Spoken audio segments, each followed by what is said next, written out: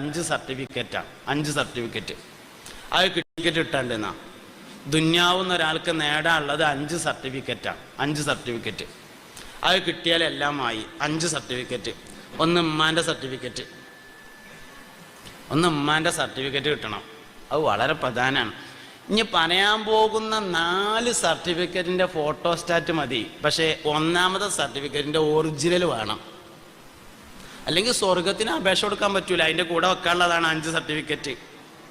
1ാമത്തെ certificate ഉമ്മാൻ്റെ സർട്ടിഫിക്കറ്റാണ്. നിങ്ങൾ പരിശോധിച്ച് നോക്കളി.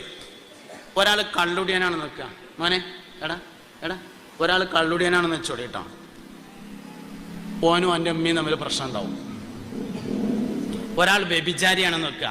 ഓനും എൻ്റെ ഉമ്മയും തമ്മിൽ പ്രശ്നം ഉണ്ടാവും. കാരണം എന്താ വെച്ചാൽ ഉമ്മാൻ്റെ കാലിൻ്റെ ഓട്ടാണ് സ്വർഗം. സ്വർഗത്തിലേക്കുള്ള വഴിയിൽ നിന്ന് ഒരാൾ തെറ്റണമെങ്കിൽ അവൻ ഉമ്മയോട് പിണങ്ങിയിരിക്കണം. അവൻ ഉമ്മാനോട് തെറ്റിയിരിക്കണം. ഇതിൻ്റെ ഒരു അടിസ്ഥാനമാണ്. അപ്പോൾ എല്ലാ പ്രശ്നക്കാരും പ്രശ്നം തുടങ്ങുന്നത് ഉമ്മയിൽ നിന്നാണ്. ഉമ്മാനോട് പിണങ്ങിയിട്ടാണ് തുടങ്ങുന്നത്. അതുകൊണ്ട് ജീവിതത്തിൽ ഏറ്റവും കൂടുതൽ പരിഗണിക്കേണ്ട ഒരു വ്യക്തി എന്ന് പറയുന്നത് ഉമ്മയാണ്. അൽ ഉമ്മു ഹിയ അൽ മദ്റസത്തുൽ ഊല എന്ന് മുഹമ്മദ് നബി സല്ലല്ലാഹു അലൈഹി വസല്ലം പഠിപ്പിച്ചിരിക്കുന്നു. 1ാമത്തെ സർട്ടിഫിക്കറ്റ് ഉമ്മാൻ്റെത്. 2ാമത്തെ സർട്ടിഫിക്കറ്റ് ഭാര്യക്ക് ഭർത്താവിൻ്റേത്, ഭർത്താവിന് ഭാര്യയുടേത്. 3ാമത്തെ സർട്ടിഫിക്കറ്റ് 10 കൂട്ടർക്ക് ദുആക്ക് ഇജാബത്ത് ഉണ്ട് എന്ന് പറഞ്ഞതിലെ 10ാമത്തെ ആള് വൽമർഅതു സ്വാലിഹതു ലിസൗജിഹാ മൂതിയതുൻ ഖില്ലി വദി തമാമുഹാ. 10 ആളുകൾക്ക് ഷഡൻ ഇജാബത്തുണ്ട്. പറഞ്ഞാൽ ഉടനെ ഉത്തരം കിട്ടും 10 പേർക്ക്. 1 ആലിം, 2 മുത്താലിം. ദുആ വശിരിൻ ലം യുറദ്ദ റബ്ബുന വഉദ്ദ ഊലാ ആലിമൻ ഫീ ദീനിനാ വസാനി മൻ യതഅല്ലമുൽ ഇൽമ അഖി സാലിസുഹാ മൻ ഹസുന ഖുലുഖുഹു അഖി. 1 ആലിം, 2 മുതഅല്ലിം, 3ാമത്തേത് സൽസ്വഭാവി. സൽസ്വഭാവിയുടെ ദുആക്ക് ഇജാബത്തുണ്ട്. സൽസ്വഭാവി എന്ന് പറഞ്ഞാരാ? ഒരാള് സൽസ്വഭാവി ആവാൻ എത്ര കാര്യം ചെയ്യണമെന്ന് ചോദിച്ചാൽ 1000 കാര്യം ചെയ്താലും സൽസ്വഭാവി ആവണമെന്നില്ല. എന്നാൽ ഒരാൾ ദുസ്വഭാവി ആവാൻ 1 കാര്യം മതിയാവും. ദുസ്വഭാവി ആവാൻ 1 കാര്യം മതി. സൽസ്വഭാവി ആവാൻ 1000 കാര്യം ചെയ്താലും മതിയാവൂല. എന്നാൽ സൽസ്വഭാവത്തെ 1 വാക്കിൽ ഒതുക്കാവുന്ന 1 വാക്കുണ്ട്. എല്ലാവരും ശ്രദ്ധിച്ചോളി, ഞാനേ പറയാൻ പോവുകയാണ്. ഒരിക്കൽ മുസ്തഫായ നബി സല്ലല്ലാഹു അലൈഹി വസല്ലമ തങ്ങളുടെ ഹദറത്തിൽ ഒരു സഹാബി വന്നു. കുറേ സമയം ഇങ്ങനെ സദസ്സിലിരുന്നു. മലമ്പ്രദേശത്ത് താമസിക്കുന്ന ആളാണ്, എപ്പോഴും വരാറില്ല. അതുകൊണ്ട് ഒഴിവിട്ടിയപ്പോൾ ഒന്ന് വന്നതാ. കുറേ സമയം ഇരുന്ന് ഉപദേശങ്ങളൊക്കെ കേട്ട് പോകാൻ സമയത്ത് അദ്ദേഹം ഒരു ചോദ്യം ചോദിച്ചു. അള്ളാഹുവിൻ്റെ റസൂലേ സല്ലല്ലാഹു അലൈഹി വസല്ലം, ഇസ്ലാം എന്ന് പറഞ്ഞാൽ എന്താണെന്ന് ചോദിച്ചു. ഇസ്ലാം പറഞ്ഞാൽ എന്താണെന്ന് മൂപ്പർക്ക് അറിയായിട്ടല്ല ചോദ്യം, നാട്ടിൽ പോയിട്ട് പറഞ്ഞു കൊടുക്കാനാ. ഞാൻ എൻ്റെ നാട്ടിൽ പോയിട്ട് ഇസ്ലാം എങ്ങനെയാണ് പറഞ്ഞു കൊടുക്കേണ്ടത് എന്നാണ് ചോദ്യത്തിൻ്റെ അർത്ഥം. മുസ്തഫായ നബി സല്ലല്ലാഹു അലൈഹി വസല്ലമ തങ്ങൾ പറഞ്ഞു, അദ്ദീനു ഹുസ്നുൽ ഖുലുഖി, ഇസ്ലാം ദീൻ എന്ന് പറഞ്ഞാൽ സൽസ്വഭാവമാണ് എന്ന് പറഞ്ഞു സല്ലല്ലാഹു അലൈഹി വസല്ലം. മൂപ്പര് പ്രതീക്ഷിച്ച മറുപടി ആയില്ല. പ്രതീക്ഷിച്ച മറുപടി കുറച്ചൊരു വിശാലമായ മറുപടി കിട്ടും, അത് നാട്ടിൽ പോയിട്ട് ഒന്ന് നീട്ടി വലിച്ചൊരു വയലൊക്കെ ആക്കി പറയാന്നാണ് കരുതിയത്. പക്ഷെ അത് 1 വാക്കിൽ ഒതുങ്ങി. ഇസ്ലാം ദീൻ എന്ന് പറഞ്ഞാൽ സൽസ്വഭാവമാണ്. പോയില്ല, അവിടെ തന്നെ ഇരുന്നു. കുറെ കഴിഞ്ഞപ്പോൾ എഴുന്നേറ്റിട്ട് വേറൊരു വൈക്ക കൂടി ഇങ്ങനെ വന്നിട്ട് ചോദിച്ചു, മദ്ദീനു യാ റസൂലല്ലാഹ്, അള്ളാഹുവിൻ്റെ റസൂലേ ദീൻ എന്ന് പറഞ്ഞാൽ എന്താണെന്ന് ചോദിച്ചു. മുസ്തഫായ നബി സല്ലല്ലാഹു അലൈഹി വസല്ലം തങ്ങൾ പറഞ്ഞു, അദ്ദീനു ഹുസ്നുൽ ഖുലുഖി, ദീൻ എന്ന് പറഞ്ഞാൽ സൽസ്വഭാവമാകുന്നു എന്ന് പറഞ്ഞു. രണ്ടാമതും അതേ മറുപടിയാണ്, പോയില്ല, അവിടെ തന്നെ ഇരുന്നു. മൂന്നാം പ്രാവശ്യം ഇങ്ങനെ വേറൊരു വൈക്ക് ഇങ്ങനെ വന്നിട്ട് തലം കണ്ടിട്ടിട്ട് ചോദിച്ചു, മദ്ദീനു യാ റസൂലല്ലാഹ്, അള്ളാന്റെ റസൂലേ ദീൻ എന്ന് പറഞ്ഞാൽ എന്താണെന്ന് ചോദിച്ചു. മുത്തുനബി സല്ലല്ലാഹു അലൈഹി വസല്ലമ തങ്ങൾ പറഞ്ഞു, അദ്ദീനു ഹുസ്നുൽ ഖുലുഖി, ദീൻ എന്ന് പറഞ്ഞാൽ സൽസ്വഭാവമാകുന്നു എന്ന് പറഞ്ഞു. ഇനി വേറൊരു മറുപടി കിട്ടൂല എന്ന് ഉറപ്പായപ്പോൾ മൂപ്പര് പോകാൻ വേണ്ടി ഒരുങ്ങി. പോകുകയാണെന്ന് കണ്ടപ്പോൾ നബി തങ്ങൾ ഇങ്ങോട്ട് തന്നെ വിളിച്ചു. എന്നിട്ട് ചോദിച്ചു, വമാ ഹുസ്നുൽ ഖുലുഖി, സൽസ്വഭാവം എന്താണെന്ന് നിനക്ക് മനസ്സിലായോ എന്ന് ചോദിച്ചു. അപ്പോൾ പറഞ്ഞു, അല്ലാഹു റസൂലുഹു അലം, അള്ളാഹ്ക്കും അവന്റെ റസൂലിനും അറിയാം എന്ന് പറഞ്ഞപ്പോൾ പറഞ്ഞു, ലാ തഗ്ളബ് അഹദാ, നീ ആരോടും ദേഷ്യപ്പെടാതിരിക്കലാകുന്നു സൽസ്വഭാവം. നമ്മളാരും ചാറിൽ പെരേന് ചൂടാകണത് ഈ ഹദീസ് അറിയാത്തോണ്ടൊന്നല്ല. ഇതേമാതിരി അറബി വാക്ക് പറയാൻ നിങ്ങൾക്ക് അറിയില്ല എന്ന് വിചാരിക്കാം. എന്നാലും ദേഷ്യപ്പെടാൻ പാടില്ല എന്ന് അറിയാത്തതുകൊണ്ടൊന്നല്ല. ഇൽമായി നിലകൊണ്ടതുകൊണ്ട് ഒരു കാര്യമില്ല. ഇൽമ ഹാലാവണം. നമ്മുടെ വിവരം നമ്മുടെ ജീവിതത്തിന്റെ ഭാഗമാകുമ്പോൾ മാത്രമേ കാര്യമുള്ളൂ. വിവരമായി നിലനിന്നതുകൊണ്ട് ഒരു കാര്യമില്ല. നമ്മുടെ ജീവിതത്തിന്റെ ഭാഗമായി മാറണം. സൽസ്വഭാവത്തെ ഒറ്റവാക്കിൽ ഒതുക്കാം. നീ ആരോടും ദേഷ്യപ്പെടരുത്. ലാ തഗ്ളബ് അഹദാ. ഇന്നത്തെ ക്ലാസ്സിന്ന് നിങ്ങൾ ഈ ഒരൊറ്റ ഹദീസ് പഠിച്ചാല് നമുക്ക് ഇന്നത്തെ ദിവസം മുതലായി. ഒരു പ്രശ്നവുമില്ല, എല്ലാ പ്രശ്നവും ഈ ഒരൊറ്റ ഹദീസ് കൊണ്ട് തീർന്നു. ലാ തഗ്ളബ് അഹദാ, ദീൻ എന്ന് പറഞ്ഞാൽ എന്താന്ന് ചോദിച്ചപ്പോ നീ ആരോടും ദേഷ്യപ്പെടാതിരിക്കലാകുന്നു എന്ന് മുഹമ്മദ് നബി. പക്ഷെ ഞാൻ അത് പറയുമ്പോൾ ഒരു പ്രശ്നമുണ്ട്. ആണുങ്ങൾക്കൊക്കെ തോന്നുന്നുണ്ടാവും, അവിടെ ഇരുന്ന് കേക്കടി. ഓൽക്ക് തോന്നുന്നുണ്ടാവും, ചുരുളിച്ചിങ്ങനെ കേട്ടോളി. ആർക്കും ഇത് അവനാനോടാന്ന് തോന്നണില്ല. ഇതന്നെ പ്രശ്നം. ഞാൻ ഈ പറഞ്ഞത് നിങ്ങളോടാണ്, നിങ്ങൾക്ക് ഇതുവരെയും തോന്നിയിട്ടില്ല. അതൊരു വലിയ പ്രശ്നമാണ്. പെണ്ണുങ്ങളോട് വേറെ പറഞ്ഞു, ആണുങ്ങളോട് വേറെ പറഞ്ഞു. ഞാൻ ഈ ഇരിക്കുന്ന മുഴുവൻ ആൾക്കാരോട് പറഞ്ഞത്, സൽസ്വഭാവികളാവണം എന്ന് നിങ്ങൾക്ക് സംഭവിക്കാൻ പോകുന്നത് മഹ്ശറാണ്. ആവണം എന്ന് നിങ്ങൾക്ക് ഞാൻ ഈ ഇരിക്കുന്ന മുഴുവൻ ആൾക്കാരോട് പറഞ്ഞത്, സൽസ്വഭാവികളാവണം എന്ന് നിങ്ങൾക്ക് ആഗ്രഹമുണ്ടെങ്കിൽ ദേഷ്യപ്പെടൂല എന്ന് തീരുമാനിക്കണം. എന്നെ ആർക്കും ദേഷ്യം പിടിപ്പിക്കാൻ കഴിയില്ല എന്ന് ഞാൻ തീരുമാനിച്ചാൽ ഒരാൾക്കതിന് കഴിയില്ല. 100% ഉറപ്പാണ് കഴിയില്ല എന്നുള്ളത്. നമ്മൾ ആദ്യം തന്നെ തീരുമാനിച്ചു വെച്ചിരിക്കണം, എന്ത്, ഞാൻ കുറച്ച് ദേഷ്യമുള്ള ആളാണ്. ആ തീരുമാനം എപ്പോൾ മാറ്റിയോ അന്ന് മുതൽ നിങ്ങൾ ദേഷ്യമില്ലാത്ത ആളാവും. ആ തീരുമാനം മാറ്റിയാൽ മതി, ഒരു പ്രശ്നവുമില്ല. തീരുമാനം മാറ്റിയാൽ മാറും. നമ്മൾ ആദ്യം തന്നെ ഞാൻ ദേഷ്യമുള്ള ആളാന്ന് തീരുമാനിച്ചു വെക്കരുത്. അയോഗ്യതകളെ യോഗ്യതയായി മനസ്സിലാക്കരുത്. ഷുഗർ ഉണ്ട് എന്ന് പറഞ്ഞത് നമ്മൾ യോഗ്യതയായിട്ടാണ് കാണുന്നത്. കുറച്ചൊക്കെ ഉണ്ട്, 250 കുറച്ചൊക്കെ ഉണ്ട്. ഭയങ്കര യോഗ്യത അല്ലേ മുമ്പരാ പറയണേ. ബൈപ്പാസ് കഴിഞ്ഞു എന്നൊക്കെ എത്ര അഭിമാനത്തിലാ പറയാന്നറിയോ. രോഗികൾ രോഗികളായി തുടരുന്നതിന്റെ കാരണം അവർ രോഗിയായി തുടരാൻ ആഗ്രഹിക്കുന്നുണ്ട് എന്നതാണ്. ദണ്ണം മാറാത്തതിന്റെ കാരണം ദ്വാരക്കാത്തതോ മജ്‌ലിസുനൂർക്ക് പൈസ കൊടുക്കാത്തതോ ഒന്നുമല്ല. രോഗിയായി തുടരുന്നതിന്റെ കാരണം രോഗിയായി തുടരാൻ അവൻ ആഗ്രഹിക്കുന്നുണ്ട്. ആശുപത്രിയുടെ പേര് വലുതാകുന്നതിനനുസരിച്ച് അഭിമാനമുണ്ട്. എന്നാ അഭിമാനം മാറുന്നുണ്ടോ അന്നേ ദണ്ണം മാറുള്ളൂ. അസുഖത്തിൽ നമ്മൾ അഭിമാനം കണ്ടെത്തുന്നുണ്ട്, അത് വലിയൊരു പ്രശ്നമാണ്. കുറച്ചൊക്കെ ഷുഗർ ഉണ്ട്, കൊളസ്ട്രോൾ ഉണ്ട് എന്ന് പറഞ്ഞത് ഭയങ്കര അഭിമാനാണ്. ചായക്ക് മധുരം വേണ്ട എന്ന് പറഞ്ഞത് ഭയങ്കര അഭിമാനത്തിലാ പറയാ. കോഴി വേണ്ട എന്ന് ഭയങ്കര അഭിമാനത്തിലാ പറഞ്ഞത്. അത് നമ്മൾ മനസ്സിലാക്കാത്തോണ്ടാണ്. ഹലാലായ എല്ലാ ഭക്ഷണവും തിന്നാൻ പറ്റണം, കുറച്ച് ഇത് തിന്നാൻ മതി എന്ന് മാത്രം. മൂക്കറ്റം തിന്നാൻ ഒരു സാധനം പറ്റൂല. ഒരാൾ മൂക്കറ്റം തിന്നാൻ തീരുമാനിച്ചാൽ കാബേജും പറ്റൂലല്ലോ, ഉള്ളിയും പറ്റൂല. വള്ള നിറച്ച് ഉള്ളി തിന്നാനൊന്നും പാടില്ല. ഉള്ളി നല്ല സാധനം തന്നെയാണ്. പക്ഷെ ഉള്ളിക്കും ചില കുഴപ്പങ്ങളുണ്ട്. പള്ള അരച്ച് നിന്നാൽ കോഴിക്ക് എന്തെല്ലാം പ്രശ്നങ്ങളുണ്ടോ ആ പ്രശ്നമൊക്കെ ഉള്ളിക്കും ഉണ്ട്. ആ ക്യാമറ അവിടെ ഉള്ളതൊരു പ്രശ്നം, അല്ലെങ്കിൽ ഞങ്ങൾക്ക് ശരിക്കും മനസ്സിലാകുന്ന രൂപത്തിൽ കോഴിയുടെ പ്രശ്നം എന്താണെന്ന് പറഞ്ഞു തന്നിരുന്നു. ഇപ്പം ഏതായാലും മനസ്സിലായല്ലോ ആ പ്രശ്നം ഉള്ളിക്കുണ്ട്. ഇപ്പം ഏതായാലും മനസ്സിലായല്ലോ ആ പ്രശ്നം ഉള്ളിക്കുണ്ട്. അതുകൊണ്ട് ഒരു പരിധി വരെ അതും തിന്നാൻ പാടുള്ളൂ. ഇനി ഇതിലേറെപ്പം അത് മനസ്സിലാകുന്ന രൂപത്തിൽ എങ്ങനെ ഞാൻ പറയാം? കുട്ടികളുള്ളതുകൊണ്ട് അത്രേ പറയാൻ പറ്റുള്ളൂ. ഇപ്പം ഏതായാലും മനസ്സിലായല്ലോ. അതന്നെ അതന്നെ സംഗതി.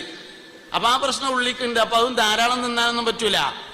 എല്ലാ സാധനവും തിന്നാൻ കുറച്ച് തിന്നാലേ മിൻ ബഖ്ലിഹാ വഖിസ്സാഇഹാ വഫൂമിഹാ വഹദസിഹാ വബസലിഹാ എല്ലാം തിന്നാം.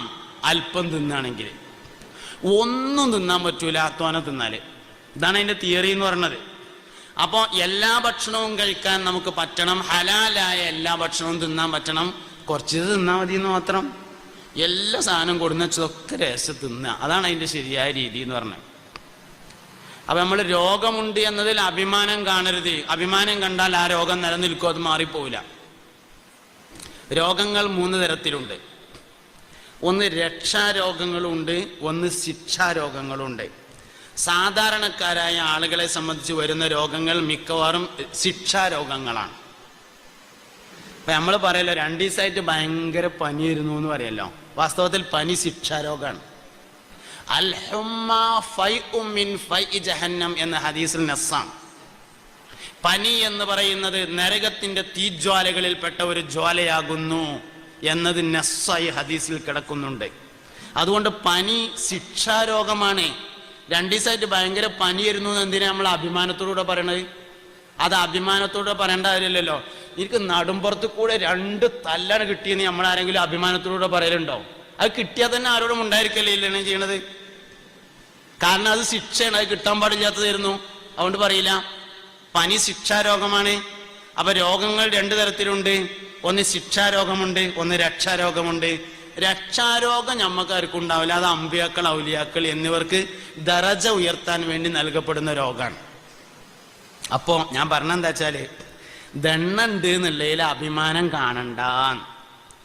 എന്ന് അസുഖമുണ്ട് എന്നതിൽ അഭിമാനം അവസാനിക്കുന്നു, അന്ന് ആ ദണ്ണം മാറിപ്പോകും. ഫക്കീറായി തുടരുന്നതിന്റെ കാരണം ഫക്കീറായി തുടരാൻ ആഗ്രഹിക്കുന്നുണ്ട് എന്നുള്ളതാണ്. അതായത് 25,000 സക്കാത്ത് പിരിക്കാൻ പോയി. പെരേക്കൂടെ ഒക്കെ കയറി സക്കാത്ത് പിരിച്ചു. എണ്ണി വെക്കുമ്പോൾ കുറച്ച് കായൊക്കെ ഉണ്ട്. അപ്പൊ അങ്ങനെ മനസ്സിൽ പറഞ്ഞു, പഠിച്ചോനെ ഇക്കൊല്ലത്തെ 25,000 സക്കാത്ത് കിട്ടിയത് വളരെ കുറവാണ് റബ്ബേ.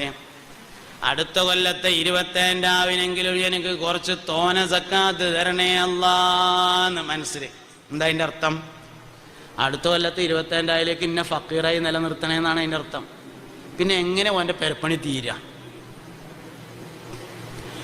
എനിക്ക് നിങ്ങൾ സക്കാത്ത് തരണ്ട എന്ന് ഏത് വർഷത്തിലാണോ പറഞ്ഞത് ആ വർഷത്തിലാണ് ഞാൻ കാറ് വാങ്ങിയത്. ഹക്ക് എനിക്ക് ഇങ്ങോട്ട് നടാനായിട്ട് കാര്യമൊന്നുമില്ല, നുണ പറയേണ്ട കാര്യമില്ല. എനിക്ക് നിങ്ങൾ സക്കാത്ത് തരരുത്, എനിക്ക് സക്കാത്തിന് അവകാശമില്ല എന്ന് തോന്നുന്നുണ്ട് എന്ന് ഞാൻ ഏത് വർഷത്തിലാണോ പറഞ്ഞത് ആ കൊല്ലം കാറ് വാങ്ങിയിട്ടുണ്ട്. ഞാനീ പറഞ്ഞൊക്കെ എൻ്റെ അനുഭവങ്ങളാണ്. അതുകൊണ്ട് സക്കാത്ത് വാങ്ങുക എന്നത് അഭിമാനമുള്ള കാര്യമല്ല. വെറുതെ കിട്ടുന്ന മുതലിൽ ഏറ്റവും മോശപ്പെട്ട മുതൽ സക്കാത്തിന്റെ മുതലാണ്. അതുകൊണ്ടാണ് തങ്ങന്മാർക്ക് കൊടുക്കാൻ പാടില്ല പറഞ്ഞത്. നല്ല മുതലാണെങ്കിൽ ആദ്യം തങ്ങന്മാർക്ക് കൊടുക്കണം എന്നല്ല പറയാ. നല്ല മുതലല്ലത്. അതുകൊണ്ട് സക്കാത്ത് കിട്ടണമെന്ന് ആഗ്രഹിക്കരുത്, സക്കാത്ത് കിട്ടരുത് എന്ന് ആഗ്രഹിക്കണം. അത് എന്ന് ആഗ്രഹിക്കാൻ പറ്റുമോ അന്ന് നിങ്ങൾ സമ്പന്നന്മാരായിരിക്കും. ആ കാര്യം തീർച്ചയാണ്. മുതലിനൊരു കുഴപ്പമില്ല, ജീവിക്കാൻ ആവശ്യമായ സൗകര്യങ്ങൾ വേണം. പക്ഷെ മുതലുമ്മ കിടന്ന് കെട്ടുമറിയാതിരുന്നാൽ മതി. ഇതാണ് പ്രശ്നമുള്ളൂ. പൈസക്കല്ലല്ലോ പ്രശ്നം. പൈസ കൈകാര്യം ചെയ്യുന്നവന്റെ മനസ്സിനാണ് പ്രശ്നമുള്ളത്. ആ പ്രശ്നം ഇല്ലാതിരുന്നാൽ മതി, ഒരു പ്രശ്നമില്ല. അതുകൊണ്ട് പല ആവശ്യമില്ലാത്ത വിഷയങ്ങളിലും നമുക്ക് അഭിമാനമുണ്ട് എന്നത് നമ്മുടെ ആ പ്രശ്നം നിലനിൽക്കുന്നതിന്റെ കാരണമാണ്. അത് നമുക്ക് എന്ന് അവസാനിപ്പിക്കാൻ പറ്റുമോ അന്ന് നമ്മുടെ ജീവിതം വലിയ പുരോഗതിയുള്ള ജീവിതങ്ങളായിരിക്കും. വജദ ഹലാവത്തൽ ഈമാനി മൻ റളിയ ബില്ലാഹി റബ്ബൻ വബിൽ ഇസ്ലാമി ദീനൻ വബിമുഹമ്മദിൻ സ്വല്ലല്ലാഹു അലൈഹി വസല്ലമ നബിയ്യം വറസൂലാ. ഈമാൻ ഭയങ്കര രസമുണ്ട്. ഈമാൻ്റെ ആ രസം നമുക്ക് കിട്ടണം. അപ്പോഴാണ് മുസ്ലിമായി ജീവിക്കുന്നതിൻ്റെ ആനന്ദത്തെ നമുക്ക് തിരിച്ചറിയാൻ വേണ്ടി പറ്റുക. ഈമാൻ കൂടുന്നതിനനുസരിച്ചാണ് ജീവിതത്തിൻ്റെ രസം കൂടുന്നത്. ഈമാൻ കുറയുന്നതിനനുസരിച്ചാണ് ജീവിതത്തിൻ്റെ രസം കുറയുന്നത്. വർദ്ധിച്ച ഈമാനോടുകൂടെ ജീവിക്കാൻ നമുക്ക് കഴിയണം. വർദ്ധിച്ച ഈമാന്റെ ഉദാഹരണം സയ്യിദുനാ സിദ്ദീഖുൽ അക്ബർ റളിയല്ലാഹു അൻഹു ആണ്. സഹാബത്തെ മദീനത്തെ പള്ളിയിൽ നബി സല്ലല്ലാഹു അലൈഹി വസല്ലം തങ്ങൾ ഒരു ദിവസം പ്രസംഗിക്കുകയാണ്. സഹാബത്തെ, സ്വർഗാവകാശികളെ തിരിച്ചറിയാൻ 120 അടയാളങ്ങളുണ്ട് സഹാബ. സ്വർഗാവകാശിയെ തിരിച്ചറിയാൻ 120 അടയാളം ഉണ്ട് പറഞ്ഞു. അപ്പൊ പള്ളിന്റെ പുറത്ത് ചെരുവിലാണ് സിദ്ദീഖ് റളിയല്ലാഹു അൻഹു നിൽക്കണേ. വാതിലിന്റെ ഉള്ളിൽ കൂടി അങ്ങനെ തലയിട്ടിട്ട് ചോദിച്ചു, അള്ളാഹുവിന്റെ റസൂലേ, സ്വർഗാവകാശിനെ മനസ്സിലാക്കാൻ 120 അടയാളം ഉണ്ട് എന്ന് പറഞ്ഞില്ലേ, അതിൽ ഏതെങ്കിലും ഒരടയാളം ഇന്റെ മേത്ത് കാണാണ്ടോ എന്ന് ചോദിച്ചപ്പോ പറഞ്ഞു, ആ 120 അടയാളങ്ങളും നിങ്ങളിലുണ്ട് അബൂബക്കർ സിദ്ദീഖ് എന്ന് ഹബീബുനാ റസൂലുള്ളാഹി സ്വല്ലല്ലാഹു അലൈഹി വസല്ലം. അതിൽ ഏതെങ്കിലും ഒരടയാളം ഇന്റെ മേത്ത് കാണാണ്ടോ എന്ന് ചോദിച്ചപ്പോ പറഞ്ഞു, ആ 120 അടയാളങ്ങളും നിങ്ങളിലുണ്ട് അബൂബക്കർ സിദ്ദീഖ് എന്ന് ഹബീബുനാ റസൂലുള്ളാഹി സ്വല്ലല്ലാഹു അലൈഹി വസല്ലം. നമ്മളെ മേത്ത് സ്വർഗാവകാശികളുടെ എത്ര അടയാളം കാണാനുണ്ട്?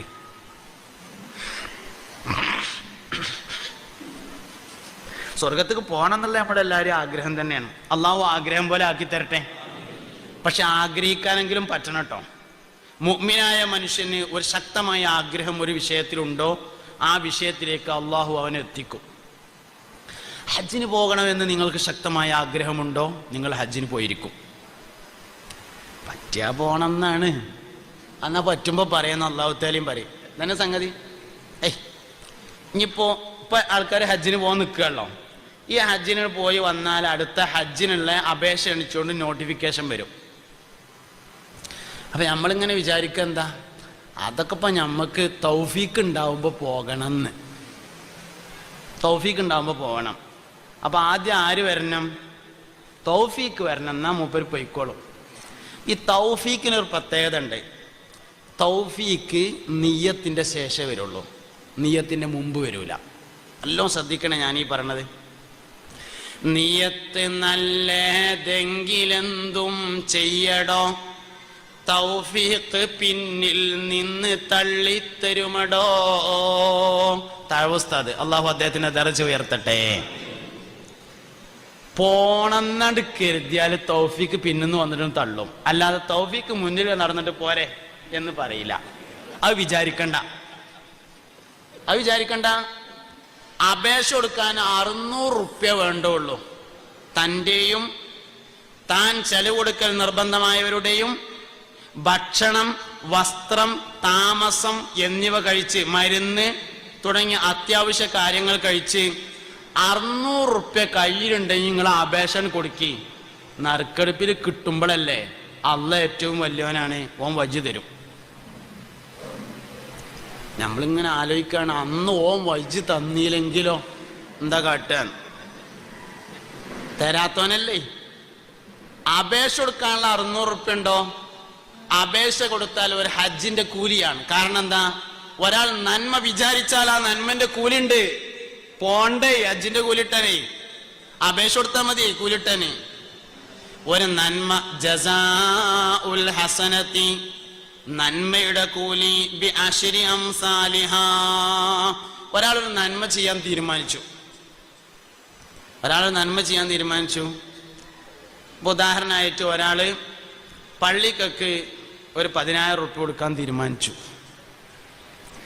എന്നാൽ തീരുമാനിച്ച സമയം മുതൽ 10,000 റുപ്യ പള്ളിക്ക് കൊടുത്തതിൻ്റെ കൂലി ഓൻ്റെ ഏടിൽ എഴുതി. പിന്നെ കൊടുത്തതിൻ്റെ 10 ഇരട്ടി കൂലി പിന്നെ എഴുതും. കൊടുത്തില്ലെങ്കിൽ എഴുതിയത് വെട്ടൂല. ആ പരിപാടി ഇല്ല, എഴുതിയത് വെട്ടണ പരിപാടി ഇല്ല. ഓന് കൊടുക്കാൻ പറ്റിയില്ല, കൊടുക്കാൻ കഴിഞ്ഞില്ല. എന്നാൽ തീരുമാനിച്ചതിൻ്റെ ഒരു കൂലി വെട്ടണില്ല. ആ സാധനം അവിടെ തന്നെ ഉണ്ടാവും. ഒന്നുകൂടി ഗൗരവമുള്ളൊരു സാധനം ഞാൻ പറഞ്ഞുതരാം. ഒരാൾ കള്ളുടിക്കാൻ തീരുമാനിച്ചു, അള്ളാഹു തആല കാത്തുരക്ഷിക്കട്ടെ. ഒരാൾ മദ്യപിക്കാൻ കള്ളുടിക്കാൻ തീരുമാനിച്ചു, പിന്നെ കുടിക്കണ്ടെന്ന് വെച്ചു. എന്നാൽ അവൻ്റെ ഏടിൽ അതിൻ്റെ കൂലി കൊണ്ട് എഴുതും. ഒരു തിന്മ ഒരാൾ വിചാരിച്ചിട്ട് പിന്നീട് വേണ്ട എന്ന് വെച്ചാൽ അതിൻ്റെ കൂലി അവൻ്റെ ഏടിൽ എഴുതി വെക്കും. ഒരു നന്മ ചെയ്തതിൻ്റെ കൂലി എഴുതി വെക്കും. ഇത് പരിശുദ്ധ ഖുർആൻ പറഞ്ഞത് വ്യഭിചാരത്തെക്കുറിച്ച് പറഞ്ഞോട് തന്നെയാണ് പറഞ്ഞിട്ടുള്ളത്.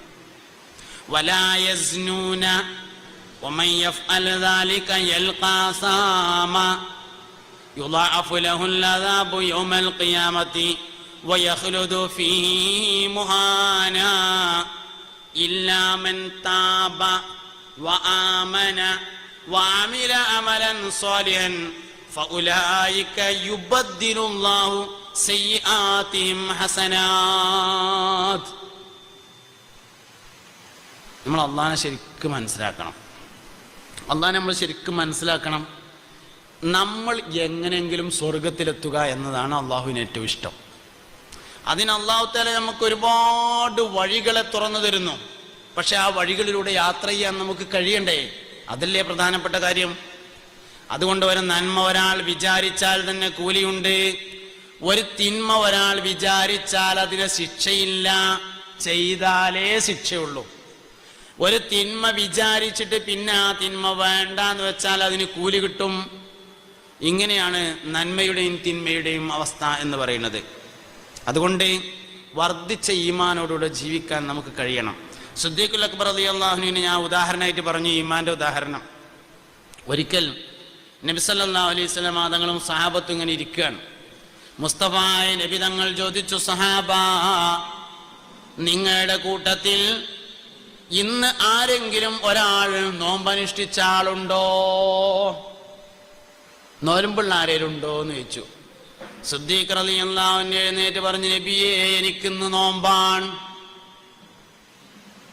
മുസ്തഫായ നബി സല്ലല്ലാഹു അലൈഹി വസല്ലം തങ്ങൾ ചോദിച്ചു, സഹാബ, നിങ്ങളുടെ കൂട്ടത്തിൽ ആരെങ്കിലും ഇന്ന് ഒരു രോഗിയെ സന്ദർശിച്ച ആളുണ്ടോ? സിദ്ദീഖ് റളിയല്ലാഹു അൻഹു എഴുന്നേറ്റിട്ട് പറഞ്ഞു, അല്ലാഹുവിന്റെ റസൂലേ, ഞാൻ ഒരു രോഗിയെ സന്ദർശിച്ചിട്ടുണ്ട്. മുസ്തഫായ നബി തങ്ങൾ ചോദിച്ചു, സഹാബ, നിങ്ങളുടെ കൂട്ടത്തിൽ ആരെങ്കിലും ഒരു ജനാസയെ അനുഗമിച്ച ആളുണ്ടോ? ഇന്ന് ആരെങ്കിലും ഒരു മയ്യത്തിന്റെ ഒപ്പം പോയ ആളുണ്ടോ എന്ന് ചോദിച്ചു. സിദ്ദീഖ് റളിയല്ലാഹു അൻഹു എഴുന്നേറ്റിട്ട് പറഞ്ഞു, നബിയെ, ഞാൻ ഇന്നൊരു ജനാസയെ അനുഗമിച്ചിട്ടുണ്ട്.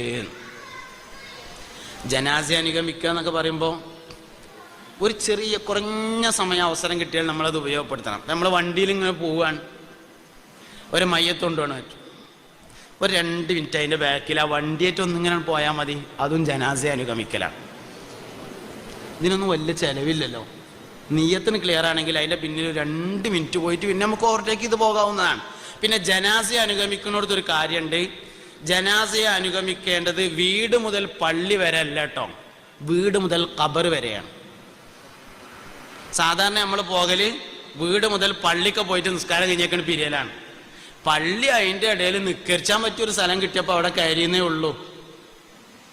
വീട്ടിൽ നിന്ന് കൊണ്ടുപോകുന്നത് പള്ളിക്കൊക്കെ നിസ്കരിക്കാനല്ല, പിന്നെ ഖബറിലേക്ക് മറവ് ചെയ്യാനാണ് കൊണ്ടുപോകുന്നത്. അതുകൊണ്ട് ജനാസയെ അനുഗമിക്കേണ്ടത് വീട് മുതൽ ഖബർ വരെയാണ്.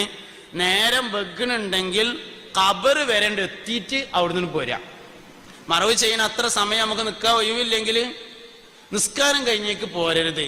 ഖബർ വരെ പോയിട്ട് ആ ഖബറിൻ്റെ അടുത്ത് എത്തി നമുക്ക് അത്യാവശ്യമായിട്ട് പോകാണ്ടെങ്കിൽ നമ്മൾ പോകാം. കാരണം നമ്മൾ ഏതായാലും അനുഗമിക്കാൻ തീരുമാനിച്ചു, പിന്നെ 2 മിനിറ്റ് കൊണ്ട് എന്തിനാ നഷ്ടപ്പെടുത്തണേ? പള്ളിക്കൊന്ന് ഖബറിൻ്റെ അടുത്തേക്ക് 2 മിനിറ്റ് അല്ലേ ഉണ്ടാവുള്ളൂ, ഖബറിൻ്റെ അടുത്തേക്ക് 2 മിനിറ്റ് അല്ലേ ഉണ്ടാവുള്ളൂ. 2 മിനിറ്റ് തികച്ചുണ്ടാവില്ല, നമ്മൾ പോകാം. കാരണം നമ്മൾ ഏതായാലും അനുഗമിക്കാൻ തീരുമാനിച്ചു, പിന്നെ 2 മിനിറ്റ് കൊണ്ട് എന്തിനാ നഷ്ടപ്പെടുത്തണേ? പള്ളിക്കൊന്ന് ഖബറിൻ്റെ അടുത്തേക്ക് 2 മിനിറ്റ് അല്ലേ ഉണ്ടാവുള്ളൂ, 2 മിനിറ്റ് തികച്ചുണ്ടാവില്ല. ആ ഒരു സമയം കൊണ്ട് ആ വെറുതെ കൂലി കളയണ്ട.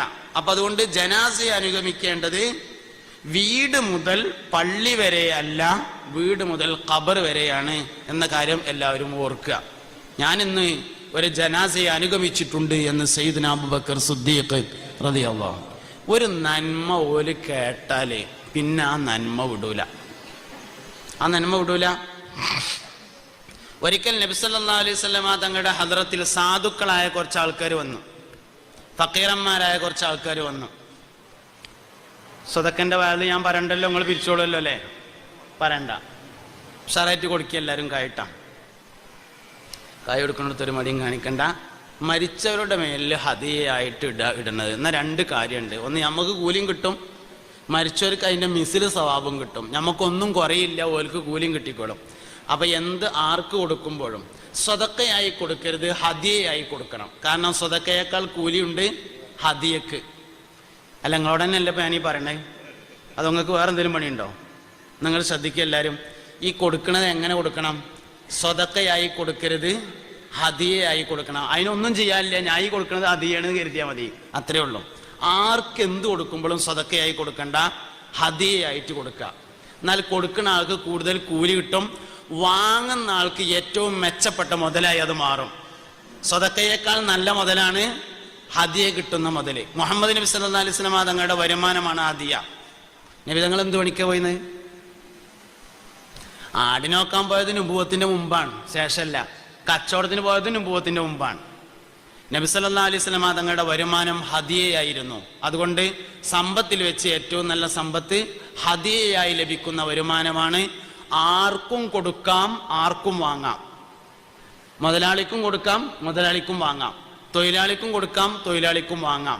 ആർക്കും കൊടുക്കാവുന്നത്, ആർക്കും വാങ്ങാവുന്നത്, അഭിമാനത്തോടുകൂടെ സ്വീകരിക്കാവുന്നത്, അതിനാണ് എന്ത് പറയണത്? ഹദിയ എന്ന് പറഞ്ഞത്. നമ്മളിപ്പോൾ ആ കുട്ടിക്ക് കൊടുത്ത സാധനം ഹദിയയാണ്, സമ്മാനം. അതാണ് എന്ത്? ഹദിയ എന്ന് പറഞ്ഞ സംഗതി. അപ്പോൾ ഒരു നിയ്യത്തുകൊണ്ട് നമുക്ക് ക്ലിയർ ചെയ്യാൻ പറ്റും. ഞാനീ കൊടുക്കുന്നത് ഹദിയാണെന്ന് നിയ്യത്ത് ചെയ്താൽ മതി, വേറെ പ്രശ്നമില്ല. എന്നാൽ നല്ല മുതലായിട്ട് മാറും. പിന്നെ അതെന്ത് ചെയ്യുക? മരിച്ചവരുടെ പേരിൽ ഹദിയാക്കിയാൽ രണ്ട് കാര്യമുണ്ട്. അഹ്ലുസുന്നത്തി വൽ ജമാഅയുടെ വിശ്വാസം അനുസരിച്ച് കൊടുത്ത ആൾക്ക് കൂലി കിട്ടും, കൊടുത്ത ആൾക്ക് ഒന്നും കുറയാതെ മരണപ്പെട്ടവർക്ക് അതിൻ്റെ മിസ്ലു സവാബും കിട്ടും. അപ്പം അതുകൊണ്ട് വെറുതെ കിട്ടുന്നത് കളയണ്ട. ഒക്കെ ചെറിയ ചെറിയ വ്യത്യാസം കൊണ്ട് വലിയ കൂലി നേടാം. പിന്നെ നമ്മളൊരു കാര്യം പറയാനുള്ളത് എന്താ വെച്ചാൽ, മനുഷ്യന് ദറജ കൂട്ടിത്തരുന്നത് വലിയ അമലുകളല്ല, ചെറിയ അമലുകളാണ്. മനുഷ്യന്മാരെ ദറജ കൂടുന്നത് വലിയ വലിയ അമലുകളെ കൊണ്ടല്ല, ചെറിയ ചെറിയ അമലുകളെ കൊണ്ടാണ് ദറജ വർദ്ധിക്കുന്നത്. അതുകൊണ്ട് ചെറിയ അമലുകളിൽ വർദ്ധിച്ച സൂക്ഷ്മത പാലിക്കാൻ നമുക്ക് കഴിയുക എന്നത് പ്രധാനപ്പെട്ട കാര്യമാണ്. എല്ലാവരും ഈ വിഷയങ്ങൾ ഓർമ്മയിൽ വെക്കണം. അല്ലാഹു നാഫിഅ ഇൽമിനെ നൽകി നമ്മൾ അനുഗ്രഹിക്കട്ടെ. അപ്പോൾ വർദ്ധിച്ച ഈമാന്റെ ഒരുപാട് ഉദാഹരണമുണ്ട്. സിദ്ദീഖ് റളിയല്ലാഹു അൻഹു അതിൽ പ്രധാനപ്പെട്ട ഒരാളാണ്. ഒരിക്കൽ മുസ്തഫ നബി സല്ലല്ലാഹു